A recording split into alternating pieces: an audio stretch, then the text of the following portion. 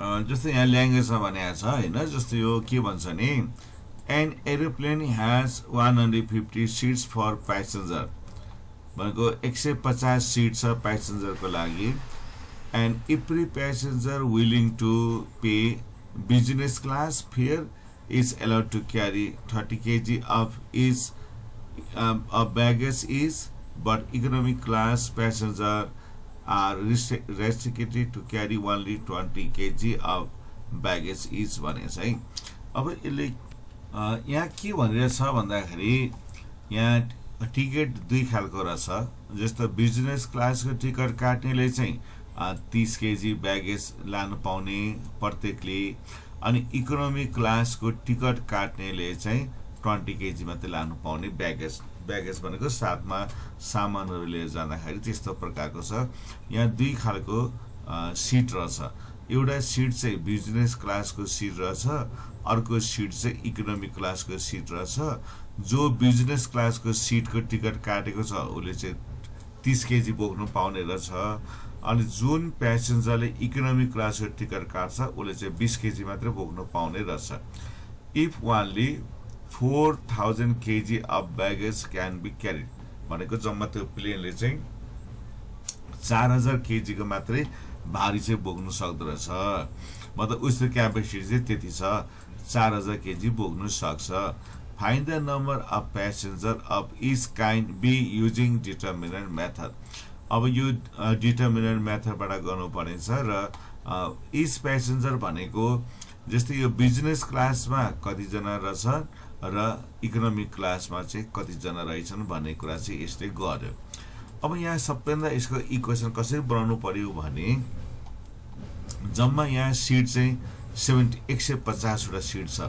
त्यसको मतलब के भयो भने यदि बिजनेस क्लासलाई हामी x मान्छौँ र इकोनोमिक क्लासलाई हामी y मान्छौँ भने यो बिजनेस क्लासको टिकटको संख्या र यो इकोनोमिक क्लासको टिकटको संख्या अथवा व्यक्ति भनौँ न, एक टिकट त एउटा व्यक्ति हुन्छ हैन। त्यसो हुनाले यहाँनिर बिजनेस क्लासको यात्रीको संख्या र इकोनोमिक क्लासको प्यासेन्जरको नम्बरलाई जोड्यो भने कति हुनुपर्छ? 150, किनभने 150 चाहिँ यसको क्षमता छ हैन। अब अर्को कुरा चाहिँ के गरेको छ यसले भन्दाखेरि चाहिँ अब यो जुन x भनेको हामीले के भनेको छौं, x भनेको चाहिँ बिजनेस क्लास। एउटा एकजना बिजनेस यो 30 kg चाहिँ एकजनाले बोक्नु पाउँछ। अब कति जना जान्छ त त्यो थाहा छैन, जति जना भए पनि त्यो चाहिँ 30x हुन्छ। अनि इकोनोमिक क्लासको एकजनाले 20 kg बोक्नु पाउँछ। जम्मा मानिस चाहिँ y जना छ, y जम्मा बराबर हाम्रो कति छ? 4000 kg भयो है।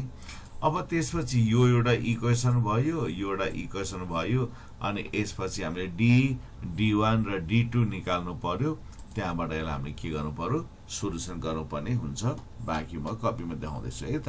अहिले मैले यहाँ गर्न आँटेको चाहिँ 2077 मा आएको रहेछ है, र यो चाहिँ क्वेसन नम्बर 12 को ए भनेको 5 मार्क्स आएको क्वेसन रहेछ। यसले एउटा के भनेको छ भने प्लेनको कुरा गरिरहेको छ। An aeroplane has 150 seats for passenger भनेको छ, र यसमा चाहिँ एउटा के भन्छ भन्दाखेरि बिजनेस क्लास अनि त्यसपछि इकोनोमिक क्लास भनेको छ हैन। अब यसलाई के गर्नु पर्यो? लेट अब हामीले बिजनेस क्लास हैन, लेट बिजनेस क्लास प्यासेन्जर हैन, प्यासेन्जर इक्वल टु x हैन। Business class passenger equal to x गर्नु पर्यो। अनि economy class passenger equal to हामीलाई y मान्नु पर्यो है त हैन।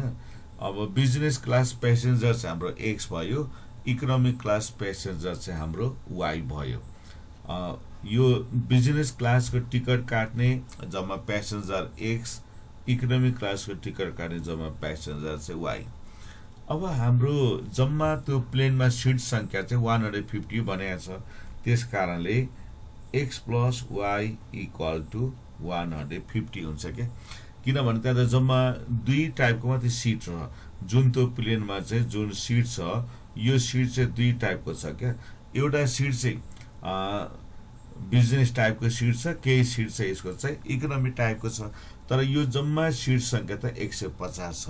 त्यसको मतलब के भयो भने बिजनेस टाइपको भए पनि इकोनोमिक टाइपको भए पनि सिट सङ्ख्या जम्मा 150 छ। त्यही कारण x + y = 50। अब अगेन अब यो नम्बरबाट यति आयो। अब यसले के भनेको छ भन्दाखेरि x भनेको चाहिँ हाम्रो बिजनेस टाइपको है। बिजनेस टाइपकोले चाहिँ एकजनाले 30 केजी लानु पाउँछ है। एकजनाले 30 केजी, दुईजनाले 60 केजी, तीनजनाले 90 केजी, यसरी बढ्दै जान्छ। तर कतिजना मानिस थाहा छैन नि त। त्यो बिजनेस क्लासको मानिस चाहिँ x हो नि त, यसलाई 30x गर्नु पर्यो। अनि इकोनोमिक क्लासकोले 20 केजी बोक्नु पाउँछ। अब कतिजना मान्छे थाहा छैन, त्यो चाहिँ हामीले y मानेका छौँ। जेसुकै भए पनि यो 4000 हुनु पर्यो, बराबर 4000 हुनु पर्यो।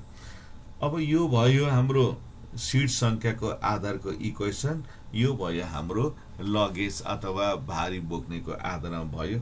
अब हामीले यसलाई त के भन्छ, कोइफिसिएन्टबाट जानुपर्छ है। जस्तो अब यसलाई हामीले के गर्नुपर्छ, कोइफिसिएन्ट अफ x गर्नु पर्यो, अनि कोइफिसिएन्ट अफ y गर्नु पर्यो, अनि यसलाई यहाँनिर कन्स्ट्यान्ट भनेर लेख्नु पर्यो है। अब यहाँ कोइफिसिएन्ट अफ x, कोइफिसिएन्ट y, अनि यहाँ कन्स्ट्यान्ट लेख्नु पर्यो। कोइफिसिएन्ट अफ x, कोइफिसिएन्ट अफ y, अनि यहाँ चाहिँ कन्स्ट्यान्ट। अब यो x को कोइफिसिएन्ट 1, यो y को कोइफिसिएन्ट 1, x को कन्स्ट्यान्ट 150, अनि x को कोइफिसिएन्ट 30, y को 20, जम्मा यो 4000। जम्मा यो हामीलाई 4000 भयो है। यस्तो तरिकाको भयो। अनि यो पहिलो इक्वेसनबाट हाम्रो यो x को कोइफिसिएन्ट 1, y को कोइफिसिएन्ट 1 र s को कन्स्ट्यान्ट 150 छ। अनि दोस्रो इक्वेसनमा x को कोइफिसिएन्ट 30, y को कोइफिसिएन्ट 20, जम्मा बराबर हाम्रो 4000 भयो। अब हामीले तीनटा कुरा निकाल्नु पर्छ। सुरुमा हामीले d निकाल्नु पर्छ। d भनेको मात्र कोइफिसिएन्टको निकाल्नु पर्यो है। कन्स्ट्यान्टलाई छाडेर 1, 30, 1, अनि यहाँनिर हामीले 20 को हामीले कोइफिसिएन्ट चाहिँ निकाल्नु पर्यो है। यो 1, 30 र 20 को निकाल्नु पर्यो। यसमा अब हामीले यो सजिलो भयो, किनभने यसमा दुईटा मात्रै छ हैन। अब यसलाई यस्तो मल्टिप्लाई गर्दा कति हुन्छ, 20 अफ यसो जाँदाखेरि -30, अनि इक्वल टु यो गर्दाखेरि माइनस कति भयो त 10, -10 भयो। यो चाहिँ हाम्रो के गएको त, यो चाहिँ कोइफिसिएन्टको डिटर्मिनेन्ट आयो। अब आउँछ हामीलाई d1।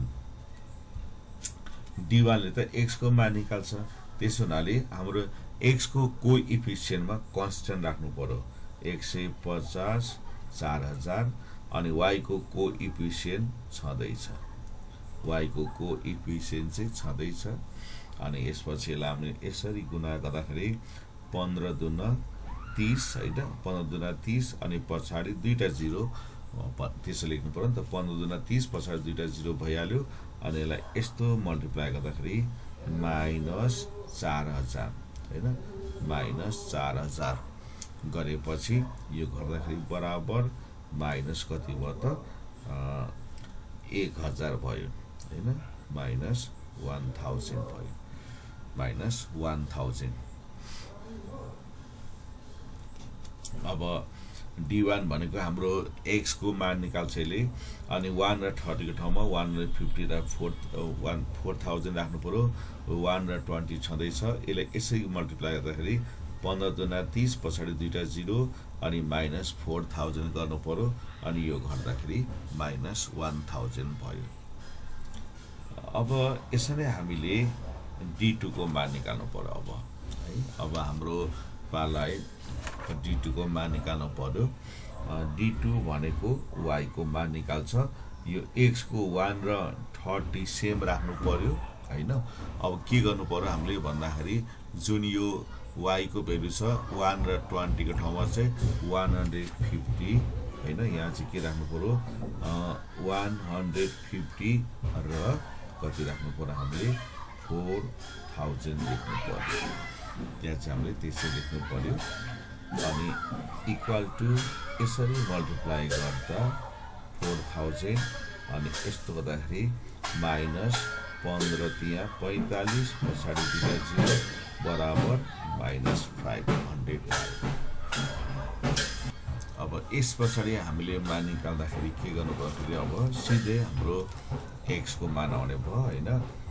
x भनेको चाहिँ हाम्रो के हुने भयो त d1 by d अनि d1 भनेको चाहिँ हामीसँग कति आछ माइनस 1000 अनि d भनेको चाहिँ माइनस 10 अनि यो माइनस माइनस त काटिहाल्छ अनि एउटा 0 काटेपछि 100 वटा भनेपछि यसको बिजनेस क्लासको प्यासेन्जर चाहिँ 100 वटा छ अनि y equal to d2 by d अर्थात् यसको d2 भनेको माइनस 500 by माइनस 10 अनि यो रे काटेपछि एउटा 0 काट्छ यो भयो 50 भयो क्या।